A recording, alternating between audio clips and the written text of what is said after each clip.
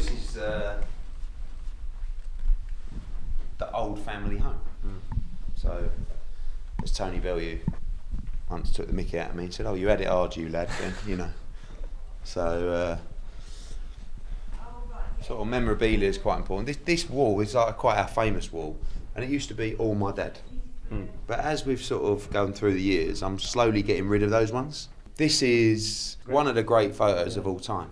I always say to our fighters, when you get a picture like this tells you what it means to people, right? And also how people feel about you. This is what we talk about when we talk about British boxing.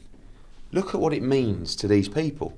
I look at this on a number of levels. Number one is, I look at Joe Gallagher, I look at Anthony Crolla. He's got great balance, Joe, hasn't he? Yeah, I know, yeah. But I look at it and think, one, look at what we created. You know, that night against Barroso was supposed to be the night Anthony Crolla lost his world title, really, you know, and he knocked him out. But this is what makes me so happy as well, which is the people here will never forget that night. This one probably sits as, you know, people always say to me, what was the best night? You know, Darren Barker, Kell Brook, Tony Bellew at Goodison Park. But this one was really the first major win on a world level. The referee crossed his hands and stopped the fight. Carl Froch went over to celebrate. I got in the ring, picked him up, turned around, and the ref was counting. So I dived back out of the ring again and then realised that you could be disqualified if you were a licensed cornerman. Lucky I wasn't a licensed cornerman, just a nutty promoter. This was probably my old man's biggest fight, really, which was the second Ben Eubank one at Old Trafford. And these are where you can get the tickets, right? And you look at the people, you know, like Graham Everett, you know, Chris Sanagar, Tommy Gilmore in Scotland, Frank Warren. Look at this. Frank Warren, you could even get his number. Give him a call, see if that number still exists. It's my old man up there with a very young Bob Aaron. Yeah.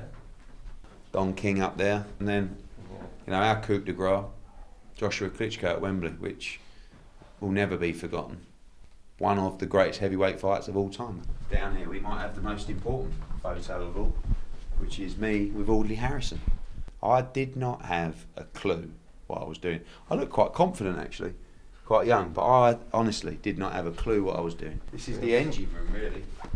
The team. Mandy, who takes care of all our tickets there, she's a bit shy.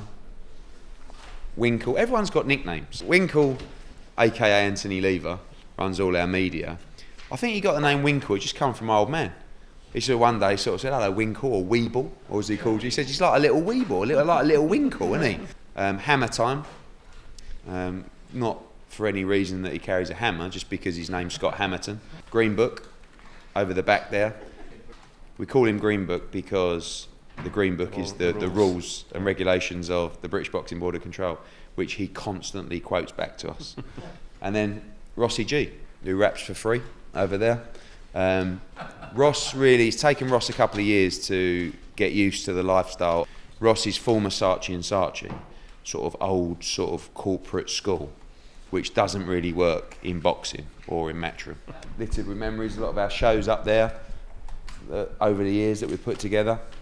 This piece of art here is probably, not that piece, but this piece here is the first Froch Groves fight. And nice, I sit over there, I can look at this and sort of remind myself of what we did that night, and obviously repeated it with Joshua Klitschko. Not bad views of the place as well. Yeah, you've called it on a bad day today because actually you can see London nice and clear down there. But bit of snow today, bit of snow. We store all our gloves for our fighters. Unfortunately, we make the bad move of paying for most of the gloves of our fighters, which costs us an absolute fortune.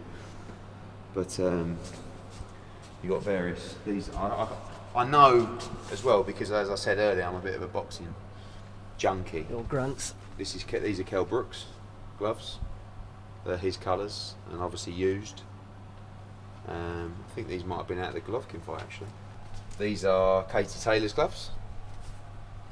See the KT logo's on there. Here we go. Danny Jacobs wore these in his last fight, Brooklyn Boxing. Hammer time's come down here. I dread to think what he's looking at on his laptop.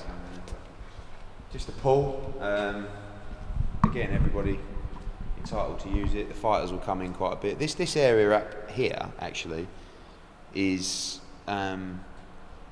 where quite a few fighters come and do their pad work. It's nice and warm. Yeah, it is. Yeah. Joshua here with Rob McCracken quite often. A lot of the Tony Sims guys, and then have a swim after. Thanks for letting us have the run of the Matchroom HQ for the day. You've got all the different departments of Matchroom in this building as well. Every room filled now with Matchroom activity. Yeah.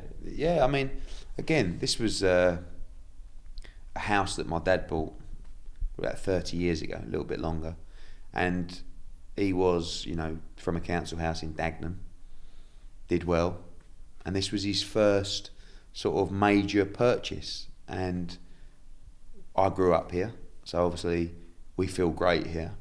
It's been very good to us. I think he paid 200 grand for it at the time, which, looks like a good investment now. But more than that, and more than a month, this has been very lucky for us, been a very lucky place.